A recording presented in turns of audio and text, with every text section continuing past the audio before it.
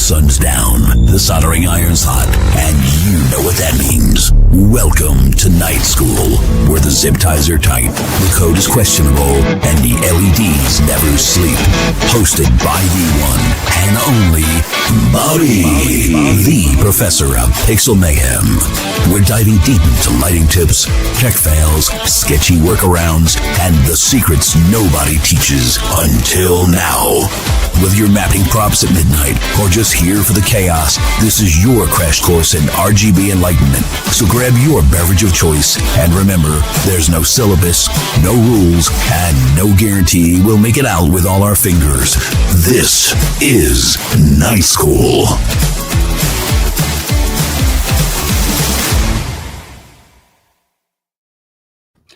Good evening, everyone. Welcome back to Night School. Sorry about last week. We had to take just a little time off. This week we have John Spiker joining us, and he will be sharing some of his insights into the craziness of pixel lighting, the ups and downs and workarounds for all the things that we need to do for our lighting show. So let me get John up here. Hey, John. Hey, hi, Bobby. How are you? Good, and yourself? Not bad at all. Have you started setting up yet? A little bit.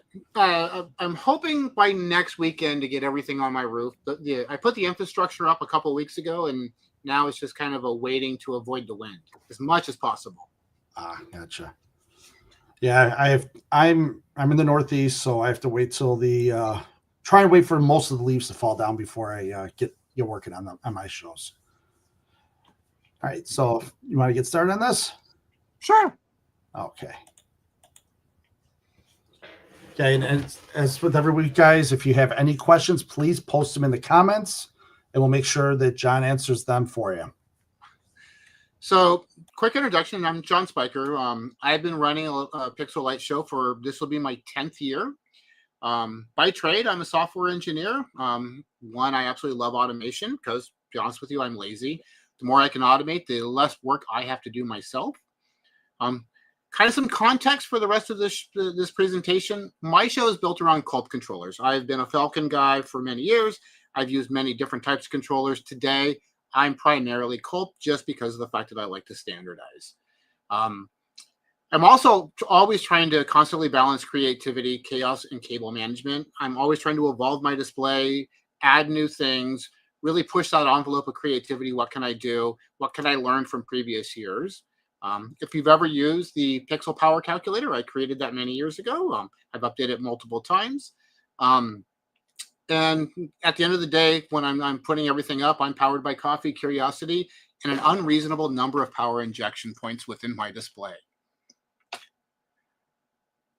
So the roadmap for today, I'm going to quickly talk about core troubleshooting. Ron 2 weeks ago did an amazing presentation. I am not going to cover anything that he even touched. But I will reiterate a couple of things or reinforce some of the things that he talked about. I'll spend a few minutes talking about power, the ground wire, data integrity, voltage, and buffers, or FAMPs if you want to go down that path. I'll spend a few minutes talking about networking. I am not a network engineer. I will talk about that here in a minute, but I will provide some background, some thought, and some points to pay attention to as we go through this. And then really I'm going to spend most of the time today talking about advanced diagnostics, recovery, finding the ghost in the wires, and talking about automation. And at the end, if there's time, a live Q&A. So disclaimer, I am not a professional. I'm just persistent. I'm not an electrical engineer. I'm not a network engineer or a lighting wizard. I am just somebody who has broken a lot of stuff and occasionally fixed it. Every here and there on trial and error and caffeine fueled experimentation.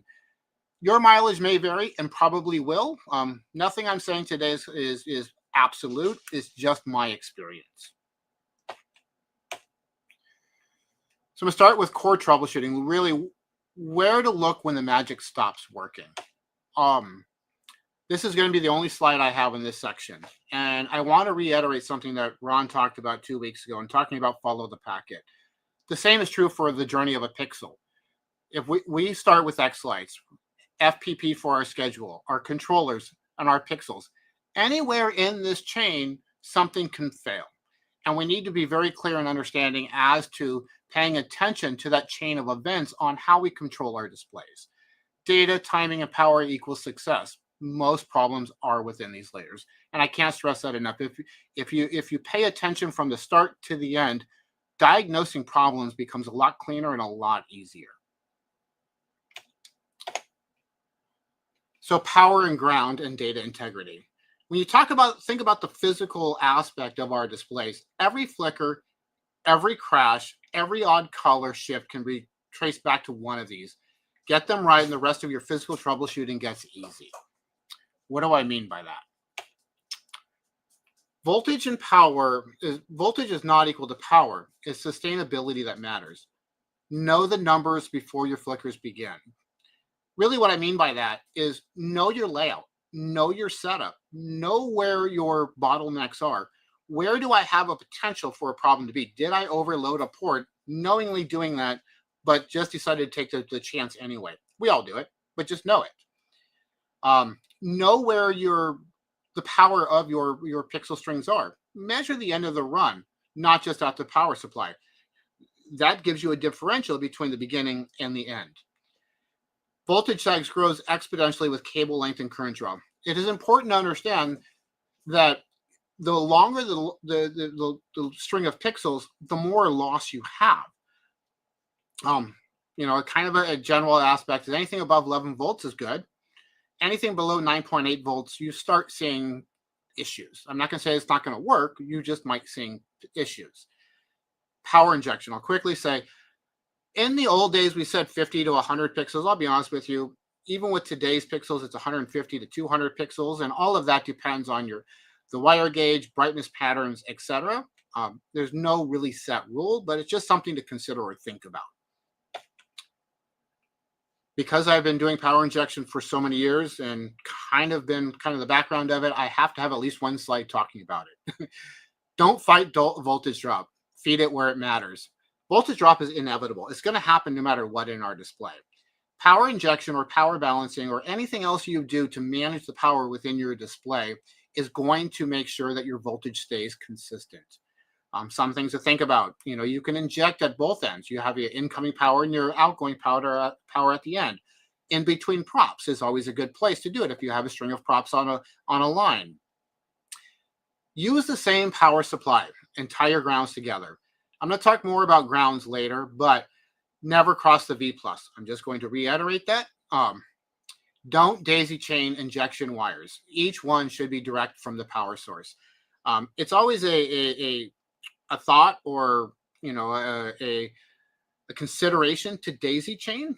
We kind of do it with power balancing on a prop, but you're balancing within the same prop anyway, so you're not really daisy chaining. If you're having individual runs, keep them individual runs. You can never over inject to be at the end of the day. There are some downfalls to it. There are some things to consider. For example, if you daisy chain, you have a risk of overloading a single line and blowing a bunch of fuses or having other issues. So don't do that. The end of my power injection. Ground loss looks like power loss. What do I mean by that? A lot of times when somebody comes in and they make a statement, they say, hey, I've got flicker. 10 people in the comments are going to go, you need to power inject. Well, that's true. Power injecting is going to fix the problem, but it's not going to resolve the underlying issue. Most of the time, that is caused by uneven grounds. Your ground line is your return line back to the controller for data. So if you have any breaks in that or you have any degradation in your ground, you're going to have random effects that happen. Power injection, though, will add additional ground. That'll eliminate the problem most of the time. And that's why recommending power injection actually can solve it, but not necessarily the root of the problem. So understanding that is important. You can do a lot of continuity tests. There's a number of things you can do to check ground between them and make sure that, if you have a resistance level from the beginning to the end, maybe there's something in between that you want to look at. Maybe you have a bad connector. Maybe you have something else that's going on that is causing that particular data to not go through. Because you can have, say, 4 exact lines of 100 pixels coming off the same controller. 3 of them are perfect, and 1 of them flickers every once in a while. It's a good opportunity at that point to say that one line may potentially have an issue with ground, and maybe take a deeper look. Distance defies physics. You don't always need an F-amp until you really do. If you have a long run that's, say, 25, 30 feet that you're coming from your controller to your first prop, somewhere in between that, you are going to have a degradation of data. It's a good idea to drop an F-amp in there. Or, if nothing else, if you have the opportunity to plan, have a differential receiver. These are things that are going to lessen your frustration in what's going on. Why is that particular string not working? These are things to think about. I'm not to read all of the slides, but again, at 15, 20 feet, you're probably okay. Anything over that, definitely think about an F-amp or a data buffer or whatever you want to call it, to be able to boost that signal that additional distance. The 3 pillars of pixel stability, again, voltage, ground, and data.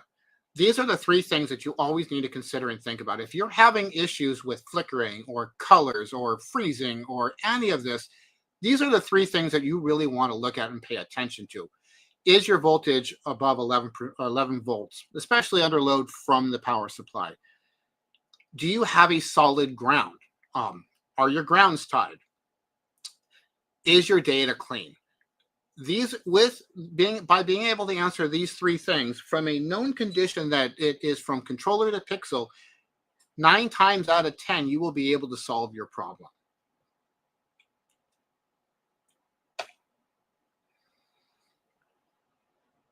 Smart networking. Timing is everything, literally. Planning the segmentation of your display. If possible, use static IPs and label them clearly. It'll make your life so much easier to know controller 1 is IP 50.10, 50.20. If possible, and 100% optional, to be honest with you, I run my show network on the same network that's in my house. I don't separate anything, but a separate show network from your home network can prevent congestion. With my display, I don't really have an issue. As with the next one, where you can, hardwire everything. Where it makes sense and it's logical, connect via Wi-Fi. Not everything in our displays can be hardwired. It's preferable, but not mandatory. Avoid multicast unless your switch is designed for it. Most of our switches aren't, and that's the challenge with multicast, is it'll just flood your network.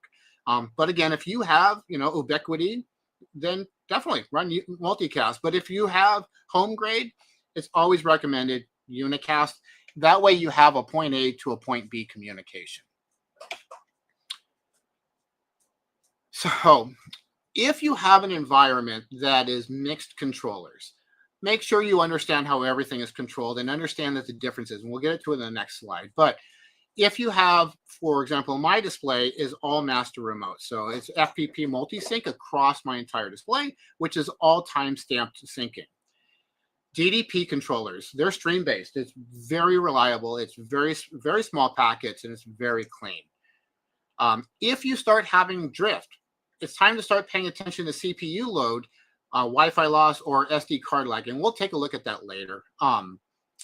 Mitigate drift between wired Ethernet. So what I really mean by this, with the 60%, is if you have a 100 megabit network, don't have anything over 60 megabits. You can test this if you have, say, Wireshark and X-Lights. Run your whole display from X-Lights, use Wireshark, see what the load is, or use even the built-in Windows status system tools to be able to see your performance through your network. And if you really want to get detailed, create a sequence that every 1 second turns on everything for 1 second. 1 second on, 1 second off, 1 second on, 1 second off. It'll give you a visual representation of your display. Is everybody in sync and everybody responding at the same time? Protocol choice. Be honest with you, it is a personal choice. All of this is a personal choice depending on your setup and your display. DDP is the most modern, most efficient way to do it. If you need to run DMX or you need to run older controllers, E131, I started with E131 and ran a show network, and it worked great for many years. I never had a problem. DDP, though, definitely minimizes the load on your controllers and eliminates universe mapping, making things a lot simpler in setting up your display. Again, your choice. Okay. I told you I was going to quickly go through all of that so we can actually get to the more interesting parts of tonight's presentation. Advanced troubleshooting, really finding the ghost in the wires. Logs don't lie. And I can't stress that enough. Logs don't lie, and they should become your best friend. The challenge with logs and with most people is when you look at logs, they're hard to understand. They're hard to interpret. They're like, it's a jumbled mess of information. And how do I interpret what this means or what that means? And hopefully tonight after this, we can get a little more clarity on what to look for. Every problem does lie within one of three layers. Either it's hardware, your setup, software, your configuration, or your network and timing.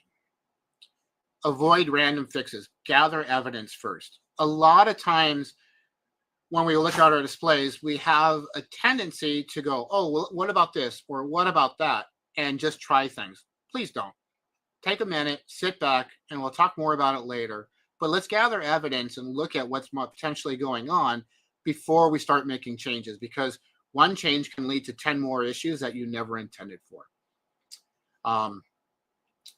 In my world, because I use FPP logs are my compass, to be honest with you. They provide the information and the details I need to be able to figure out what's actually happened or went wrong with my own display.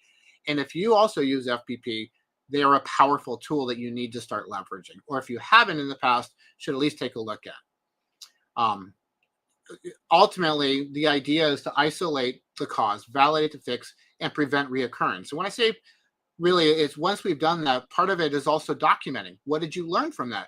How did you understand what transpired? How can you look for it in the future in other areas and kind of build that roadmap of managing your display to make it as seamless and user-friendly as possible? And don't repair symptoms, fix the pattern. Log files can show patterns. If we start seeing patterns, if you start seeing patterns in your display, it's an opportunity to take proactive steps to repair those symptoms so future problems don't exist. In FPP, you can log everything. The standard out-of-the-box default logging is info. 9 times out of 10, that's all you need, is the info logging. Sometimes, though, depending on what's going on, you may need to go to debug or excessive. I don't recommend those ever if you're running your show. Only use them as a debugging tool. For today, we're going to spend our time in the info world because most of the information you need to find problems can be found with that log level. The mindset, I kind of alluded to this. Troubleshooting is system thinking.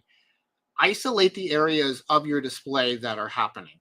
Is it power? Is it data? Is it network? Is it config? Or is it timing?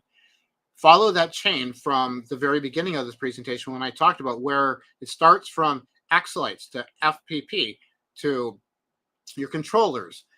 All of those hops, where is the issue at? And isolate your thinking there. Issues are rarely singular.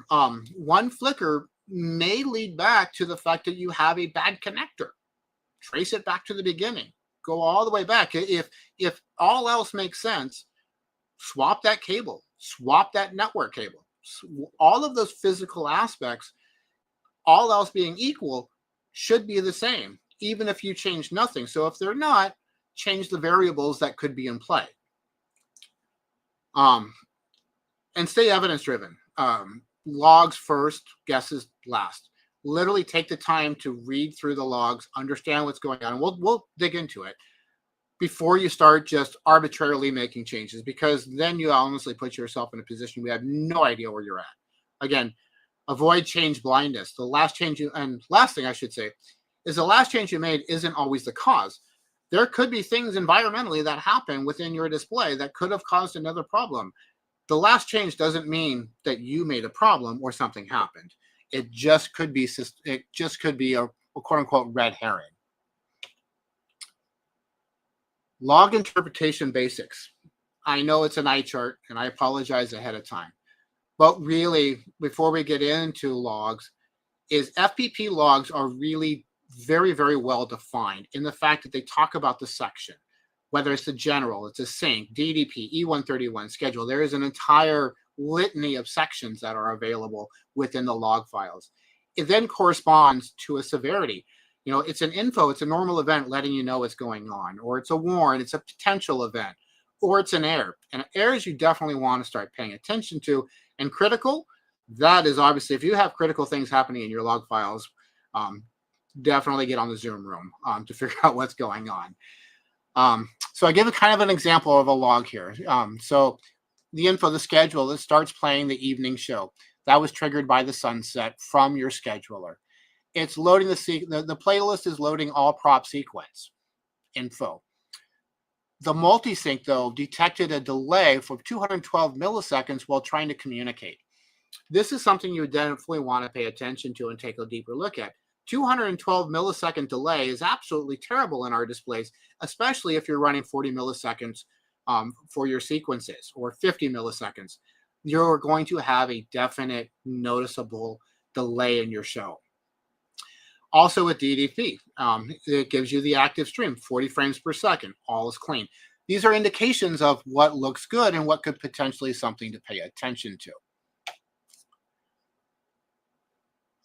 Advanced log analysis literally is use grep, and I'm going to jump into a real actual view and use case of kind of reviewing logs here in a second. But spot patterns, degradation before failure, correlate timestamps with external data, voltage, latency, recognize cascading events, heartbeat, frame skip, auto resync. These tell you that something started with, the heartbeat delay. We lost communication. Why did we lose communication? We had frame skipped and then it auto recovered.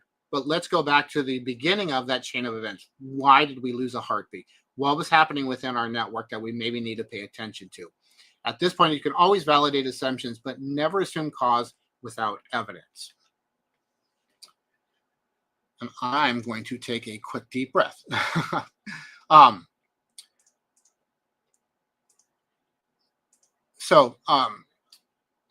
go back. So kind of going along with that, performance and syncing. So watch messages, and because I've seen this multiple times, is that, check your CPO, check your SD card IO load, your network throughput irregularity, gradual diff, timing issues. Is it sudden, or does it shift, a millisecond or 10 milliseconds here, 10 milliseconds there? Check your network logs, turn them on, see what's going on to be able to correlate it. Maybe there's an opportunity if you're running Wi-Fi and you have a mesh network. Can you pin your controllers to a single device on your mesh network rather than having it seek for other Wi-Fi points? What else can you look at? So when your show goes sideways,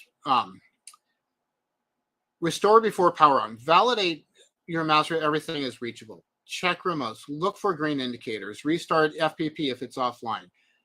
Confirm file integrity. To be honest with you, taking the time to go through and doing, a hashed check on each and every one of your files is really, really time consuming. My recommendation is, if you have potentially one sequence that is being a problem child, delete the FECQ off your computer, delete it off all of your instances of FPP, and re-upload it.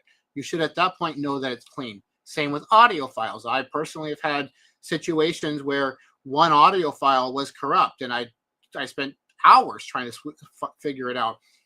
It would have saved me those hours if I just would have deleted the file everywhere and re-uploaded a clean file.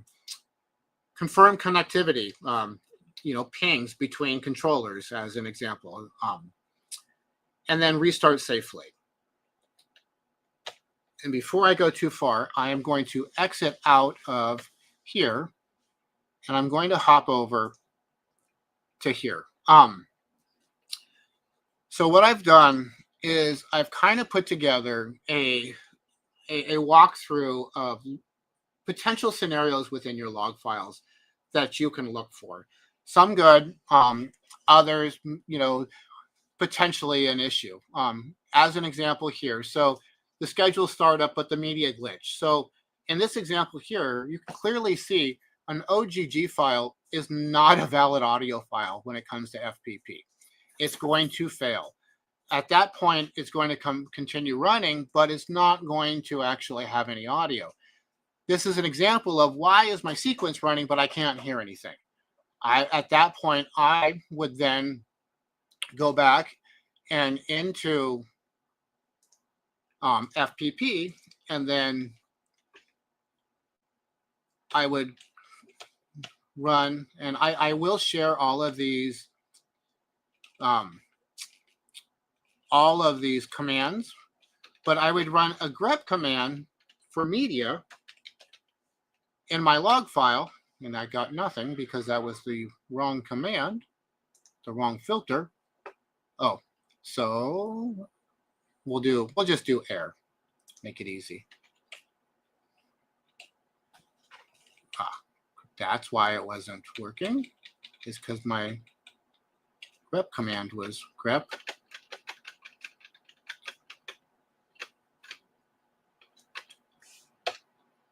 Oh boy, Control Z. This is not going well. Why? All right. So let me start over. Let me go back to my shell command, log in with FPP, my password of Falcon, because I don't change the password. And I will move over to the media folder, to my log folder. LS logs folder, and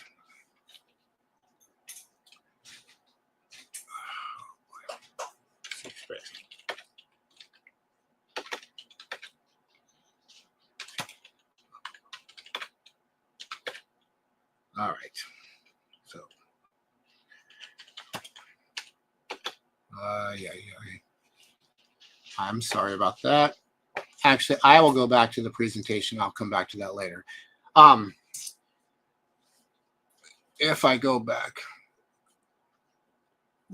running the commands to be able to search your, and I will post them later, to search your log file will give you the opportunity to find the issues and or the errors. That's fine, we're 30 minutes. So, generic troubleshooting. When nothing blinks, go back to basics. Go back to check your power. Make sure that everything's good. Check your ground integrity. Check your data line. Make sure that everything is running. Test your channel outputs. Environmental checks for moisture, broken pixels, software configure. Very close. Threw me off my game. So real quick, I'm not going to talk through all of this. You can take a screenshot. What I try to do is put together basically symptoms and likely root causes and things to check. The other thing that I'm going to close with as it relates to the log files, and I apologize for the hiccup there, but logs aren't just for fixing, they're for forecasting. The best troubleshooting starts with fix. If you can, schedule weekly or daily log rotations. The smaller your log files, the easier they are to read. Integrate Home Assistant, and we're going to go to that here in a second. Flag repeated failures, sync drops, and run a health check before each show. Just I run a bars test up, down, left, right, just to make sure that everything is running every single night. It only takes a few seconds. With that, I want to move on to automation and integration. Connecting FPP APIs, Home Assistant for intelligent control of your display.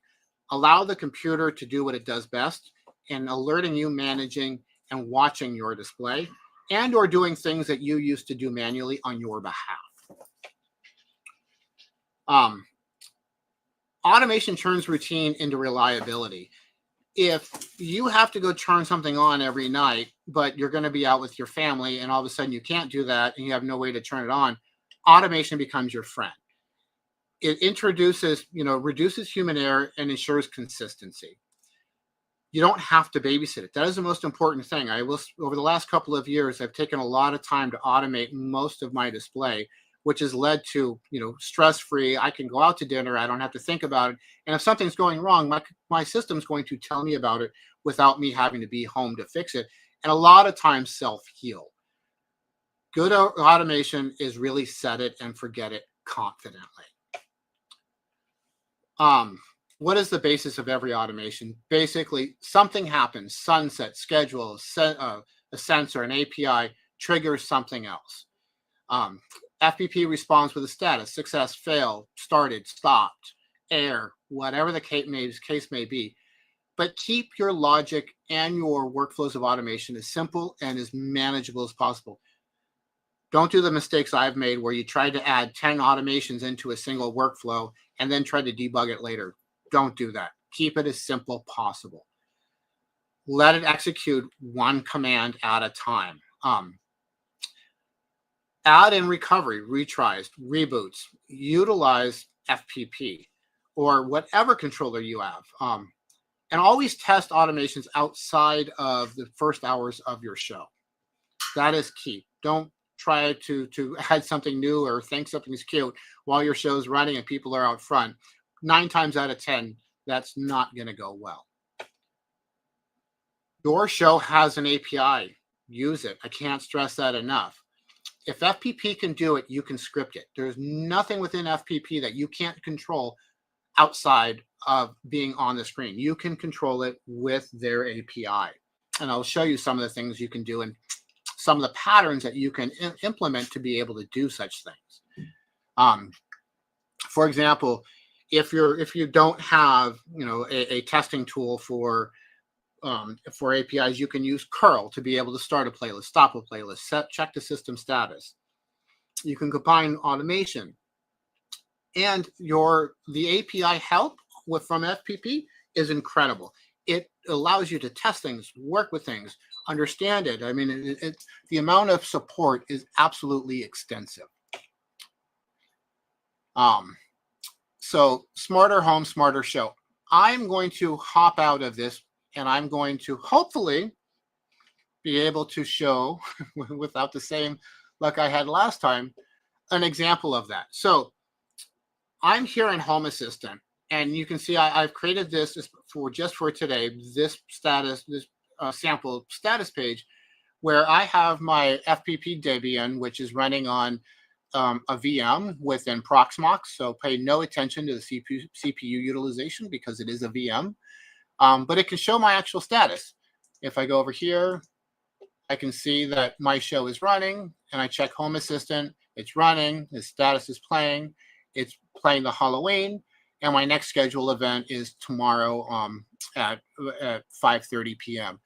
I can see my controller is running, is playing, the IP address and my memory utilization. I'm not sure why the BeagleBone shows 0% for the CPU utilization, but it does. But how do you use this? So some prime examples of an example of this is I have automations that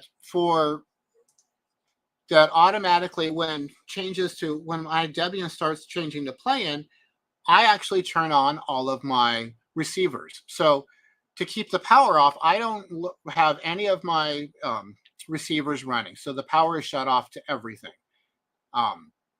So as it starts to go to playing or to idle, it turns the power on or it turns the power off, as an example. I also have automations that turn my outside lights on. So this one's disabled because of the fact that it's not running my Christmas display, but I have outside lights that is using a Shelly Wi-Fi AC controller that will turn all the lights on, turn all the lights off, just as simple automations. As an example, I have other automations that turn, when I walk out front, turn my front porch light on.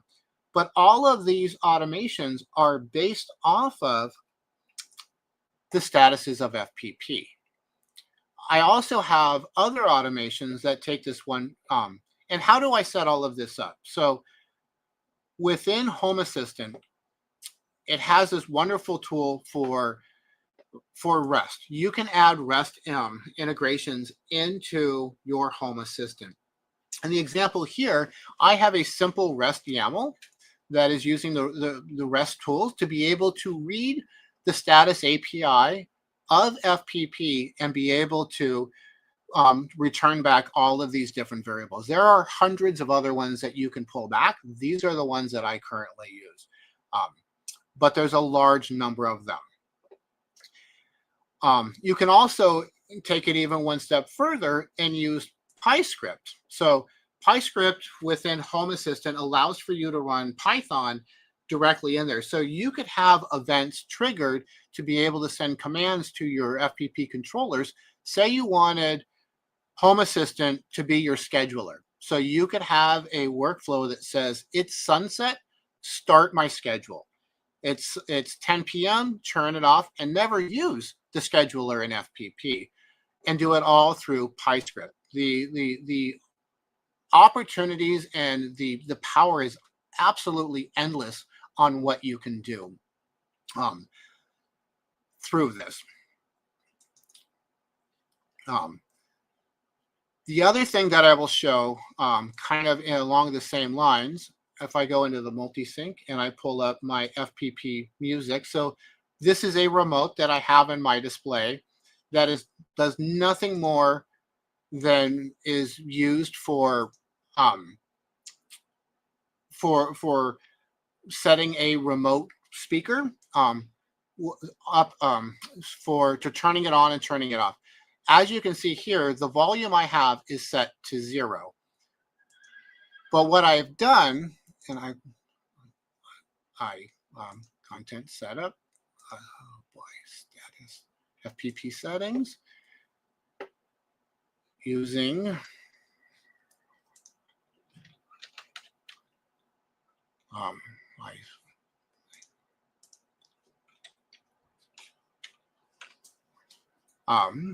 using its own built-in Apache server. What I have done is, using the built-in kiosk mode, is I've created this screen that is a digital version of my old push to play that allows for people to be able to tap it. And then as soon as they do that, this is again using the APIs, you'll see that my volume is now set to 60% once it comes back up. Set to 90%. And that was really, again, the power of the API, where I can then use a digital timer rather than a physical timer. So taking this all away, the power of using the API within FPP allows for extensibility within your display that is absolutely astonishing.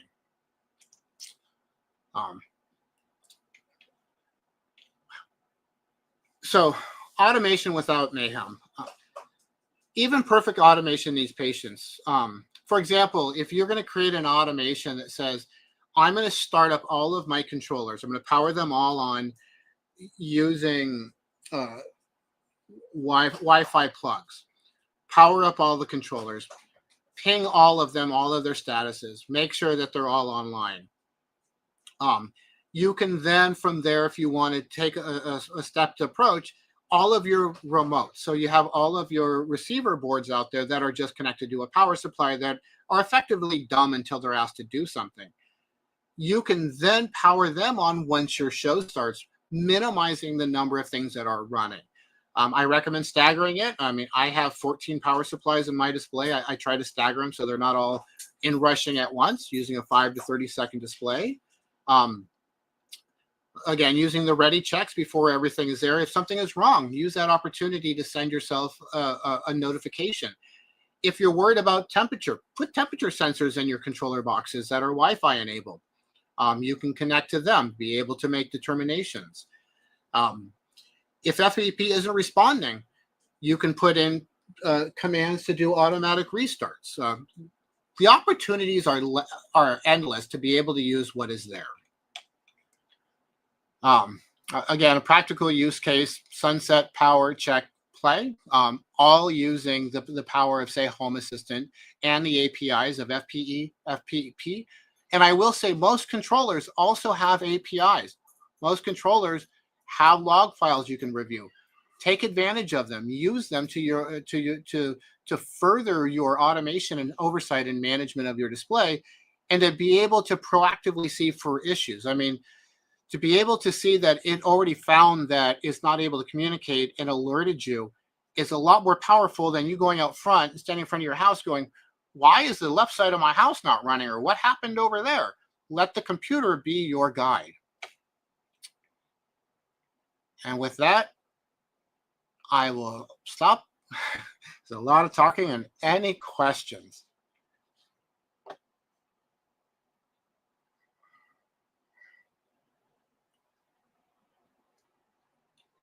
I feel blind.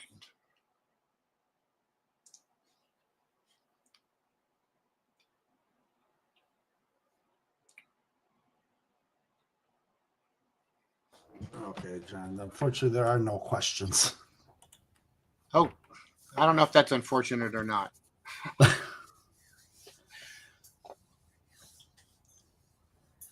was a lot of talking.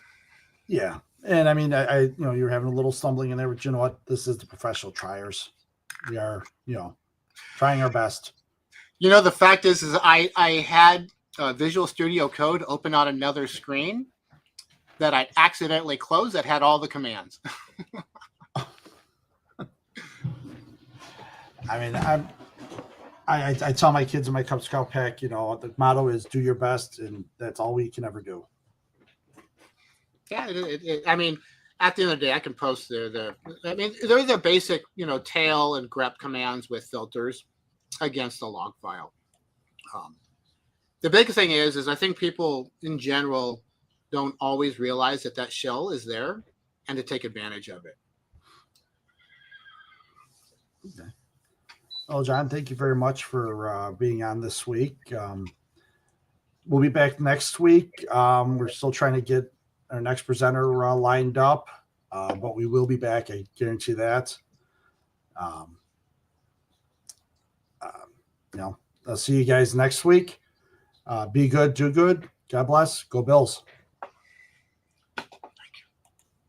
Well, that's it for tonight's lesson in light-based lunacy. So smash that subscribe button, zap a comment below, and share your worst tech fail. We might even feature it in the next class. Until then, stay lit, stay learning, and always remember to bring a backup SD card. Night School dismissed.